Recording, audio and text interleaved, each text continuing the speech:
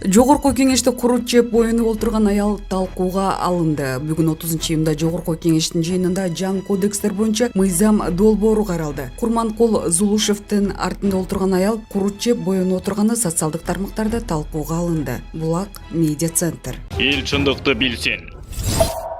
Айда Касмалиева Алымкадыр Бешналиевди катуу сындады. Бүгүн Жогорку кеңештин жыйынында вице-спикер Айда Касмалиева саламаттыкты сактоо жана социалдык өнүктүрүү министри Алымкадыр Бешналиевди катуу сынга алды. Эл өкүлүнүн айтымында Бешналиев саламаттыкты сактоо тармагын толугу менен кыйратты. Бизге кызыл зонада иштеген медиктер компенсация алыш үчүн вирус жуктуруш керек деп жазып жатат. Эмне дарыгерлерге вирус жукса, анан айлык алыш керекпи? Министр өзү жок вакцина алдым дейт, кайра ооруп калдым дейт. У коргошундары дейт. Бул өзү кандай министр, деди Касмалиева. Булак медиа центр. Эл чындыкты билсин.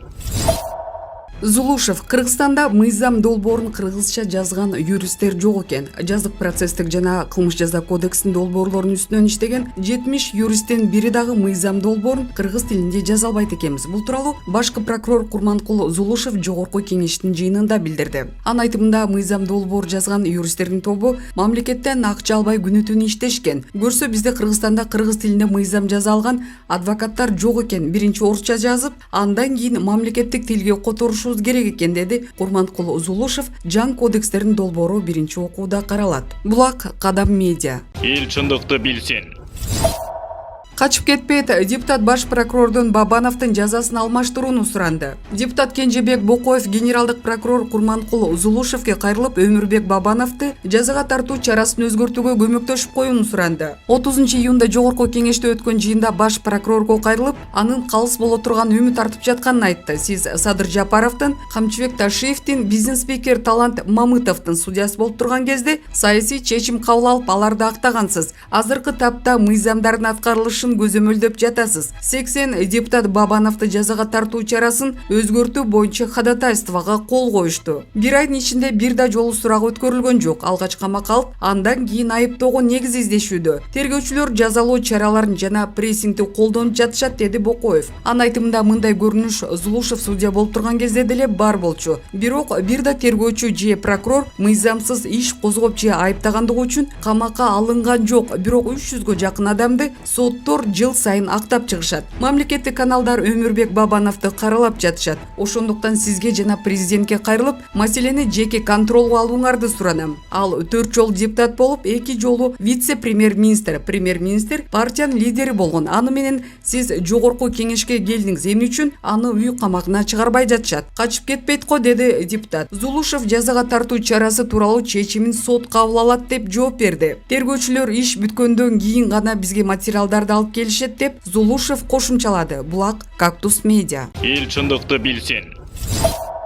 Рыскел Дымонбеков: тергөөчү стукач же сука болосуң дейт экен. Депутат Рыскел Дымонбеков тергөө менен болгон келишим боюнча өз пикирин билдирди. Депутат жаңы кодекстердин долбоорлору талкууланып жаткан Жогорку кеңештин 30-июндагы жыйынында ал кодекстер парламентке 2018-жылдагы киргизилгенин эске салды. Мен буга каршы чыккам. Силер алып келген кодекс тумандуу кодекс. Бул иштебейт, бул укук коргоо органдарынын колу бутун байлап коет деп белгиледи депутат. Элди ренжиткен эки нерсе бар. Ал кустуруу операциясы жана тергөө менен кызматташуу. Ошол эки нерсе кодекске кирдиби? Ал эми башкы прокурор Курманкул Зулушев тергөө менен кызматташуу жаңы кодекстен алынып салынды деп жооп берди. Кызматташууда эл ренжип жатат. Ал жерде башка жол жок экен да, тергөөчү же стукач же сука болосуң дейт экен. Бирок ал тергөө иш-чараларынын алкагында өзлөрү каалагандай төлөшөт. Мисалы, 10 миллион долларды уурдап, кайра 10 миллион сом айыппул берип чыгып кетишет. Бул элдин наразычылыгын жаратууда, деди депутат. Булак Назар Ньюс. Эл чындыкты билсин.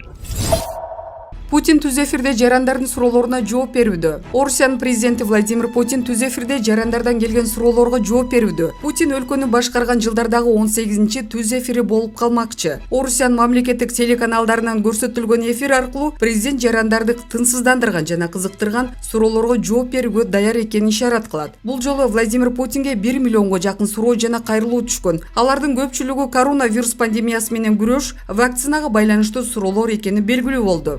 Владимир Путин Орусияда өндүрүлгөн Спутник V вакцинасы менен эмделгенин билдирди. Президенттин бул түз эфири Орусияда вирус жуктургандардын саны көбөйүп, эпидемиологиялык абал начарлаган учурга туш келди. Ошондой эле соңку жылдары Орусия менен батыш өлкөлөрүнүн мамилеси абдан начарлап, Америка Кошмо Штаты жана Евро биримдик бир нече санкция салган. Кремль бир нече саатка созулган түз эфир аркылуу Путинди элдин көйгөйүн билген Орусиядагы ири долбоорлор эле эмес, эң жөнөкөй маселелерге чейин кабары бар лидер катары көрсөтүүгө далалат кылып келет. 69 жаштагы Владимир Путин Орусияны 2000-жылдан бери башкарып келет. 2008-2012 жылга чейинки өкмөттү башкарганы менен анын таасири сакталып калган. Орусиянын конституциясына былтыр киргизилген өзгөртүүлөр Путин расмий түрдө бийликте 2036-жылга чейин калууга жол ачкан. Булак Азаттык. Эл чындыкты билсин. Тайырбек Сарпашев тил катты негизинде бошотулду. УКМКдан билдиргендей сотко чейинки өндүрүштө Тайыр Сарпашевдин өлкөнүн жогорку саясий жетекчилигинде иштеп жатып, канадалык Centera Gold компаниясынын өкүлдөрү менен жең ичинен сүйлөшүүлөрдү жүргүзгөнү аныкталган. 1-май райондук соту мурдагы биринчи вице-премьер-министр Тайырбек Сарпашевдин бөгөт чарасын карап тил катты негизинде бошотту. Бул тууралуу райондук соттун маалымат кызматы кабарлады. 1-май райондук соту Тайырбек Сарпашевдин бөгөт чарасын өзгөртүп, сот иштери аягына чыкканга чейин эч жакка чыкпоо боюнча тил катты негизинде бошотту деп айтылат маалыматта. Белгилей кетсек, Сарпашев кумтөр ишине тиешеси бар делип 18-июнда кармалган. УКМКдан билдиргендей сотко чейинки өндүрүштө мурдагы биринчи вице-премьер Тайыр Сарпашевдин өлкөнүн жогорку саясий жетекчилигинде иштеп жатып, канадалык Centera Gold компаниясынын өкүлдөрү менен жең ичинен сүйлөшүүлөрдү жүргүзгөнү аныкталган. Муну менен катар кумтөр кенинде жайгашкан мөңгүлөрдүн экологиялык коопсуздугуна зыян келтирип, аталган компаниянын кызыкчылыгын ишке ашырууга багытталган кылмыштуу иш-аракеттери болгондугу айтылат. Ошондой эле Сарпашев өкмөттөгү жооптуу кызматтарды ээлөө менен мөңгүлөрдүн сакталышын камсыз кыла турган мыйзам долбоорун иштеп чыгууга жана кабыл алууга тоскоолдук кылганы кошумчаланган. Булак Спутник KG. Эл чындыкты билсин.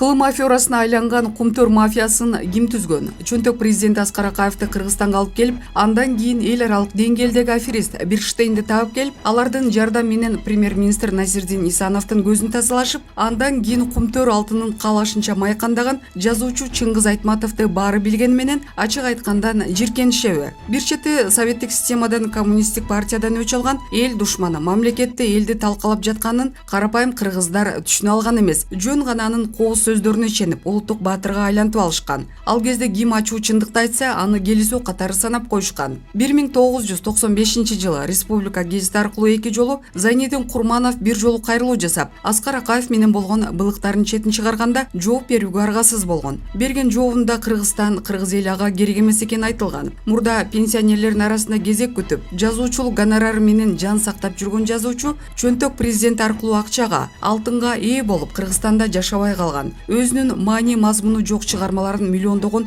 нуска менен көбөйтүп, бардык тилдерге котортуп алган. Орустар много шума из ничего дешсе, кыргызча бош шелек баарынан катуу даңгырайт болуп атагын чыгарган. Ошентип мамлекетке, элге, жерге карата болгон арамдыктын азабын кыргыз эли көрүүдө. Бечара кыргыздар миллиондоп тентип кетишсе, калгандары өлбөстүн күнүн кыйынчылыктарын түрлөрүн көрүштү. Жогоруда айтылгандай, пенсионерлердин арасында кезек күтүп, жазуучулук гонорары менен жан баккан адам акча каражатына аябай муктаж болгон. Кудай жалгап, анын бактысына СССРдеги кайра куруунун башында турган Михаил Сергеевич Горбачев туш болуп, экөөнүн кызыкчылыгы бир жерден чыккандыктан анын советниги болуп алган. Кудум эле илгерки орус падышасы кеңеш берип турган гнилой и тупой мужик Распутиндин өзү болуп калышкан. Распутин тоже писал свои Белиберда деген жерлер бар. Советтик системадан, коммунисттик партиядан атасын өчүн алган жазуучу Горбачевдун жардам менен Усубалиев, Масалиевди алып ыргытып, алардын ордуна аялынын жетегинде жүргөн Аскар Акаевди президенттикке алып келген. Назарбаев Казакстанды, Каримов Өзбекстанды сактап калышса, эл душманы башкарып алган Кыргызстан болуп көрбөгөндөй кыйроого учурады. Эл душманы жек көргөн коммунисттик партия, саясий экономикалык система жеңил, оор өнөр жайлары, завод, фабрикалар, колхоз, совхоздор, айыл чарба, мал чарбасы жана башкалары атайлап жок кылынган. Барын таркатып жок кылып ишсиз калган кыргыз эли туш-тушка чачырай баштаганда аябай ыраазы болуп атасынын өчүн толугу менен алганын айтканбы? Элге карата болгон жек көрүү сезимин бала кезинен башталып, атасын эскерген энесинин алганын уга берип мы хорошие, а все остальные враги деген түшүнүк түбөлүк орноп калган. Саясат геосаясаттан таптакыр түшүнүгү болуп калган себеби Айыл Чарбай институтунда окуп жүргөндө өзүнүн чыгармаларын жазып, окулуп жаткан лекцияларды угуп да койчу эмес экен. Жыйынтыгында илим билими жок мужик Распутиндин деңгээлинде кала берген. Марксизм, ленизм, илимий коммунизм, экономия сабактарынан эч кандай түшүнүгү жок болуп туруп, саясатка аралашып алган. Ошол себептерден Америка Кошмо Штаты баш болгон капиталисттердин жетегинде калышып, алардын айткандарын ашыгы менен аткарып турушкан. Ошол эле 30 жыл аралыгында марксизм, ленизм менен чоңойгон Путин,